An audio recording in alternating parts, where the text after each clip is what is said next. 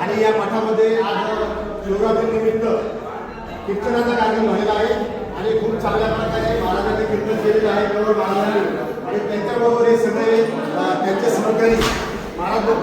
तसेच आता एक छोटे छोटे मुलं छोटे छोटे दिसत असेल पण या भविष्यामध्ये या कीर्तनकार होणार आहेत बरोबर नाही होणार ना कीर्तनकार भविष्यामध्ये या कीर्तनकार मोठ्या होण्याच्या या छोट्या काहीचं नाव तुमचं माहिती त्याने आधी छान प्रकारे पगार बनवलेला आहे आणि खूप चांगल्या प्रकारे सगळ्यांनी आपल्याला साथ दिलेली आहे तर मी कोण बोलणार कोण याच्यापैकी कोण बोलणार या पुढे तर मी आज या मुलीने कोण बोलू शकते कोण बोलणार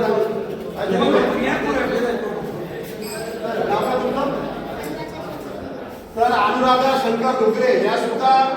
भविष्यामध्ये फार मोठ्या कीर्तनकार होते जसे आपण बघतो महाराष्ट्रामध्ये मोठे मोठे कीर्तनकार आहेत त्यांचे युट्यूबवर मोठ्या प्रमाणात चालते त्यांची 2-2 लाख रुपये फी आहे की नाही अशी ही आमची मुलगी उद्या भविष्यामध्ये मोठी होईल तर मी तिला म्हणतो की कीर्तनकार तुमच्या मनामध्ये असं कशा झालं की बाबा आपण कीर्तन करत आहोत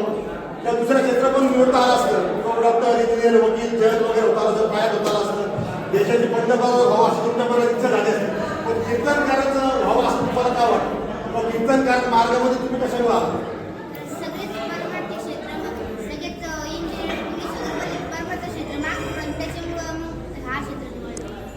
परमार्थ क्षेत्रामध्ये तर अनेक लोक आहेत ना प्रत्येक गावागावामध्ये कीर्तनकार आहेत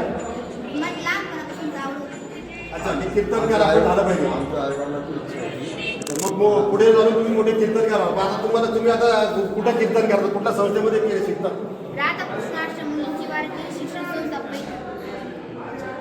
किती वर्षापासून तुम्ही त्या ठिकाणी शिकताय 3 वर्ष आता किती वर्ष तिथं शिकणार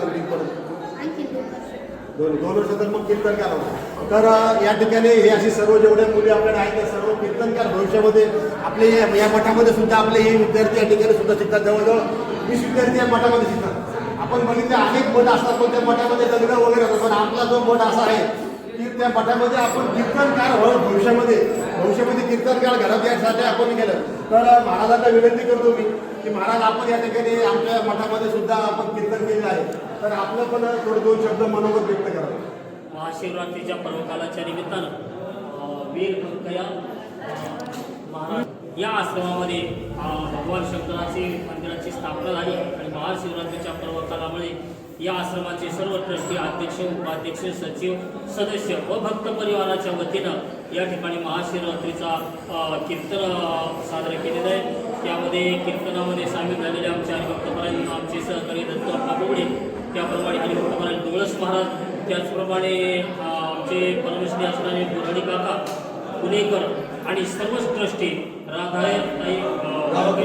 राधाकृष्ण आश्रम मुलींची वारकरी संस्था विजयाताई बनसोड संस्थापक यांच्या विद्यार्थिनी आश्रमामध्ये असलेले जे आमचे परमश्री महाराज असणारे मापारी महाराज यांचे विद्यार्थी आणि सर्व सहकार्याच्या वतीनं आज महाशिवरात्रीच्या पर्वकालाच्या निमित्तानं कीर्तनाचा योग आला सर्व भाविकांना माझ्याकडून या महाशिवरात्रीच्या पर्वकाला निमित्तानं हार्दिक हार्दिक शुभेच्छा